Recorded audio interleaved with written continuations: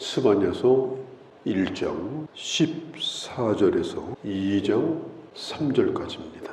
예전에 영국 왕정 시대에 휘핑보이라고 하는 단어가 있었습니다. 이것이 뭐냐면 그 나라의 왕자들을 가리키는 선생들이 이제 교육을 시켜요. 그런데 말을 안 들어요. 그러면 그 선생이 그 왕자를 직접 때릴 수가 없습니다. 그러니까 고만한 또래 아이를 데려다가 왕자가 보는 앞에서 대신 매를 때려요. 그렇게 해도 안 들으면 결국에는 왕에게 고하여서 이제 왕이 직접 왕자를 매를 치도록 그렇게 하는 그런 일이 있었습니다. 우리가 살고 있는 이 세상은 꼭 심판을 눈으로 봐야 알 수 있는 것이 아니라 유심히 보면 하나님의 심판이 내게 가까이 왔구나. 그리고 이 세상의 종말이 멀지 않았구나. 세상은 유토피아가 되어가는 것이 아니라 점점 나빠질 것이고 그리고 결국은 멸망에 이르게 될 것이다. 그런 징조들을 여기저기서 보게 됩니다. 또 역사를 통해 보게 됩니다. 고린도전서 10장에 보면 사도 바울이 이스라엘의 역사에 대해서 이렇게 말합니다. 지나온 역사는 거울이 된다. 역사는 거울입니다. 그리고 이 세상에 지금 일어나고 있는 이런 많은 사건과 일들은 우리를 비춰주는 거울이 되는 거예요.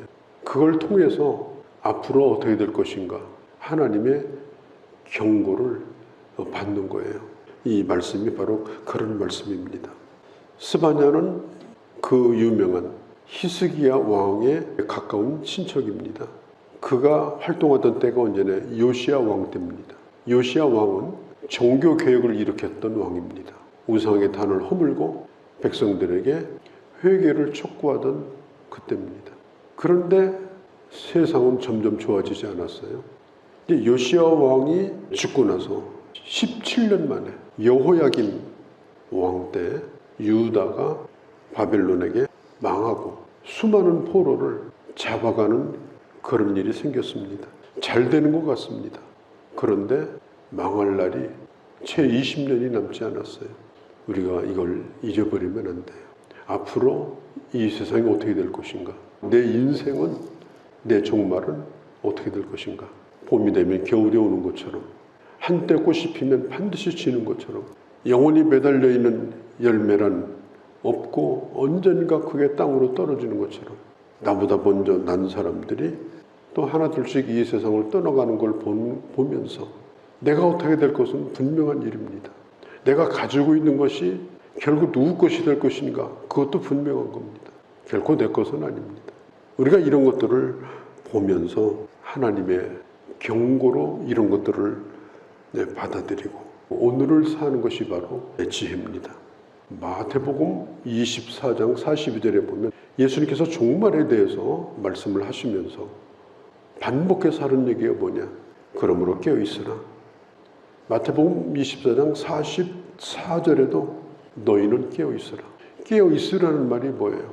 분별하고 살라. 잠자면 아무것도 몰라요. 밤인지 낮인지도. 깨어서 때를 분별하며 살라.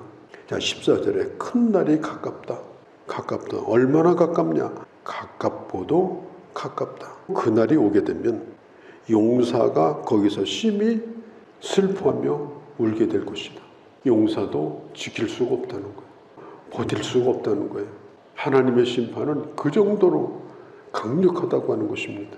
15절에 그날은 분노의 날이고 환난과 고통의 날이고 황폐와 패망의 날이고 캄캄한 구름이 가득한 어둠의 날이다. 16절에 나팔을 불어서 경고하여 견고한 성을 치며 망대를 치는 날이로다.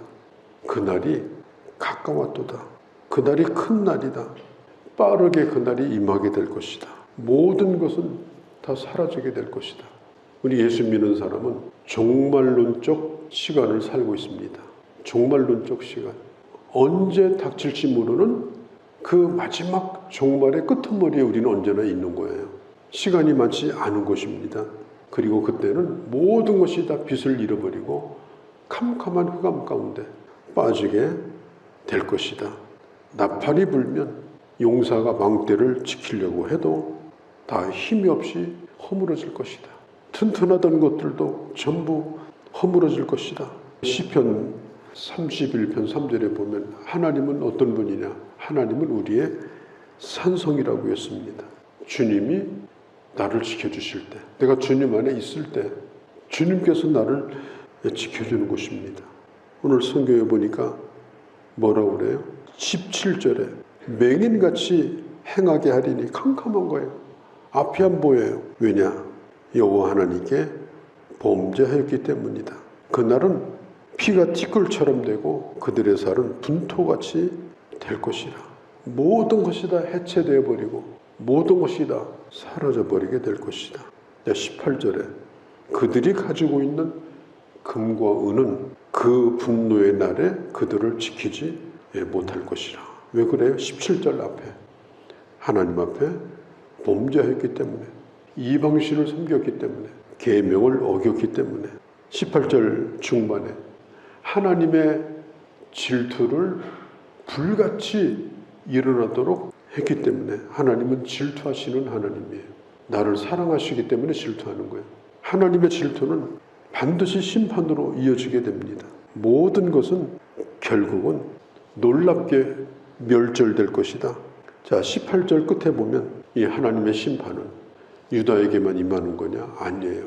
온 땅에 그렇게 임할 것이다. 예루살렘의 멸망에 대해서 이야기를 하시면서 뛰어넘어 가지고 마지막 종말에 대한 이야기로 이어가십니다. 지금 스바냐서에 나타난 이 유다의 멸망, 예루살렘의 멸망은 그 시대의 이야기이기도 하지만 앞으로 온 땅의 주민들, 온 땅의 민족들, 나라들에게 임할 하나님의 심판에 대한 예고의 말씀입니다. 그 원인은 뭐냐? 17절에 하나님 앞에 지은 죄 때문이다.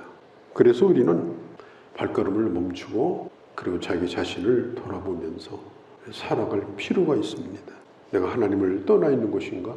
길에서 벗어나 사는 것은 아닌가?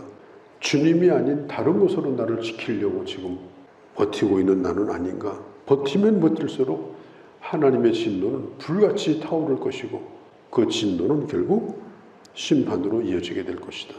그리고 2장 1절에 바로 지금 넘어갑니다. 수치를 모르는 백성들 모이라 그래요. 그렇게 하면서도 부끄러운 줄을 모르는 거예요. 심각한 줄을 모르는 거예요. 책망을 듣고도 남의 얘기라고 생각하는 거예요. 수치라고 하는 말이 책망을 들어도 자기에게 하는 얘기가 아니라고 생각하고 부끄러운 생각을 가지지 않는 것.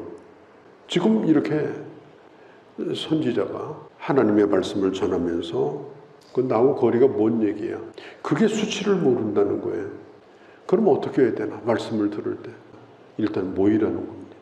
우리가 히브리서 10장 24절 25절에 마지막 때가 다가올수록 모이기를 패하는 어떤 사람들처럼 하지 말고 모여서 서로 선행을 하고 서로 격려하라.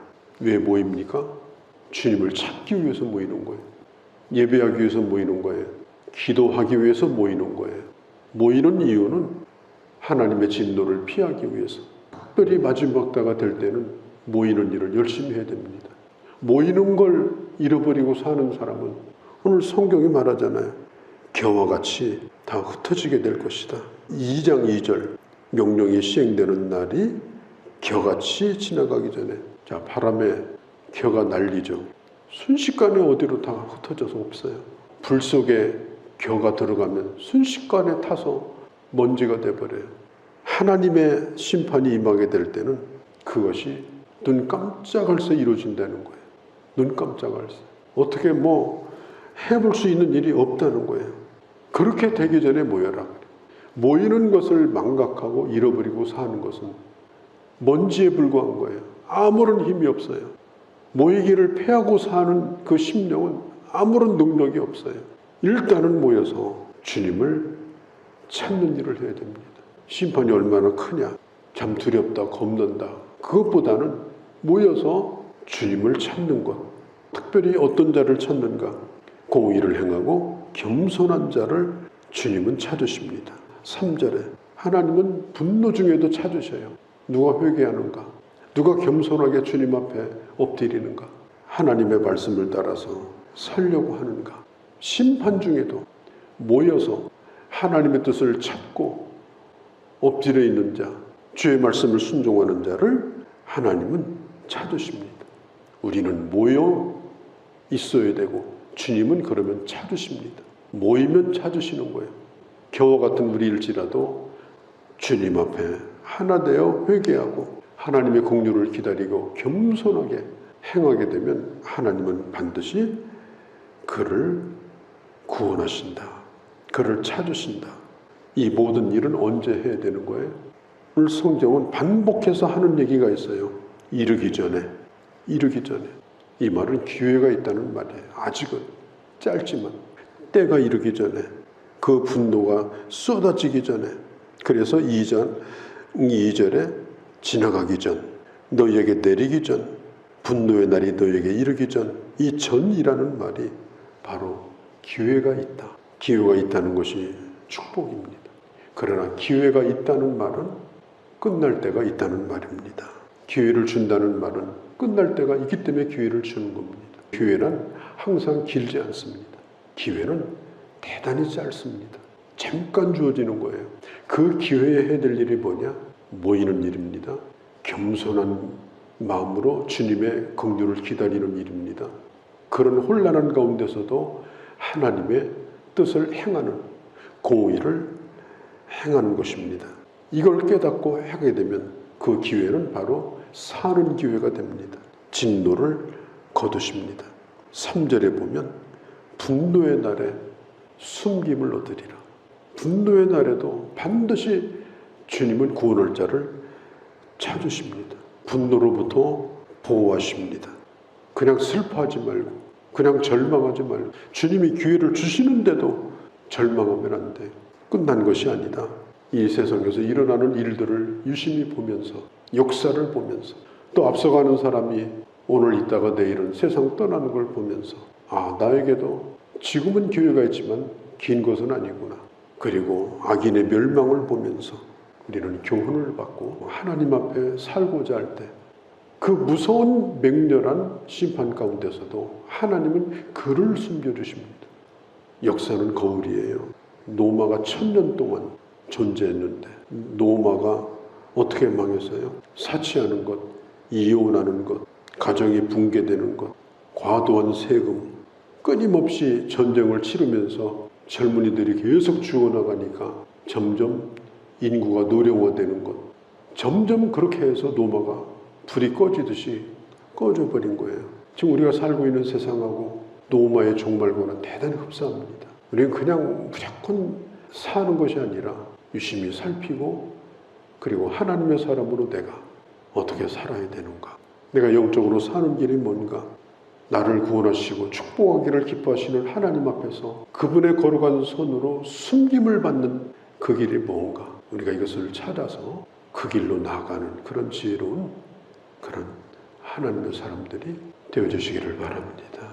거룩하신 우리 아버지, 은과 금이 그 분노의 날에 능히 너를 건지지 못할 것이며 너는 맹인같이, 그리고 티끌같이, 분토와 같이 될 거라고 말씀하신 주님, 그러나 아직은 그 날이 이르기 전, 아직은 그 심판이 내리기 전 내게 기회가 주어졌고 다시 모일지어다 모여 주를 예배하고 모여 겸손히 주를 찾고 모여 주의 뜻을 행할 바를 또 생각하며 아버지 하나님 구원의 길로 나가며 어떤 진노 가운데서도 절대적 하나님의 보호를 받을 수 있는 그런 주의 사람들로 살아가는 저희가 되게 하여 주시옵소서. 우리 주 예수님의 이름으로 기도하옵나이다.